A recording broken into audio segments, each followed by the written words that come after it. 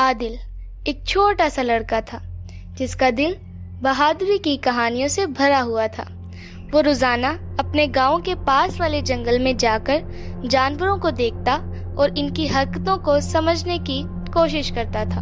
ایک دن جب وہ معمول کے مطابق جنگل کے ایک ویران حصے میں گیا تو اس نے ایک عجیب سی آواز سنی۔ ایک ننھا سا شیر کا بچہ کانپتا ہوا ایک جھاڑی کے پیچھے چھپا ہوا تھا۔ عادل کو سمجھ نہیں آیا کہ اتنا چھوٹا شیر کا بچہ یہاں کیسے آیا، لیکن جب اس کی نظر شیر کے بچے کے زخموں پر پڑی تو وہ فوراً سمجھ گیا کہ کچھ ٹھیک نہیں ہے۔ بچہ زخمی تھا اور شاید اس کی ماں کسی خطرے میں تھی۔ عادل نے ارد گرد دیکھا لیکن کہیں بھی شیرنی نظر نہیں آئی۔ تمہارے ساتھ کیا ہوا چھوٹے؟ عادل نے دھیرے سے پوچھا، جیسے شیر کے بچے کے درد کو محسوس کر رہا ہو۔ اس نے ہمت کی اور آہستہ آہستہ شیر کے بچے کے قریب جا کر اسے پانی پلانے کی کوشش کی۔ شیر کا بچہ پہلے ڈر گیا لیکن عادل کی نرمی دیکھ کر اس نے پانی پینا شروع کر دیا۔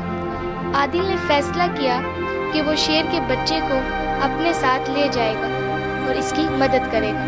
وہ بچے کو اٹھا کر اپنے گاؤں کی طرف چل پڑا، دل میں خوف اور جوش کی ملی جلی کیفیت کے ساتھ، لیکن وہ نہیں جانتا تھا کہ وہ کس خطرناک راستے پر قدم رکھ رہا ہے۔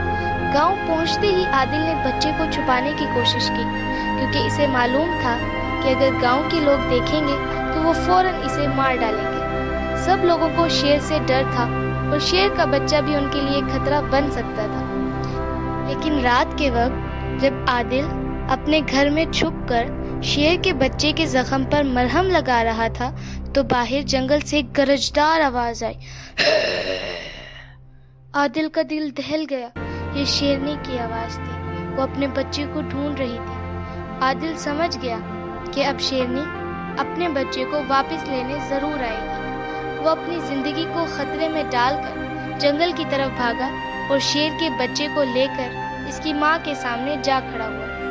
شیرنی نے عادل کو سخت نظروں سے دیکھا۔ عادل کی سانسیں رک گئیں لیکن وہ ڈٹا رہا۔ کچھ لمحے بعد شیرنی نے اپنے بچے کو عادل کے ہاتھوں سے آرام سے اٹھایا اور خاموشی سے جنگل میں واپس چلی گئی۔ عادل نے ایک لمبی سانس لی۔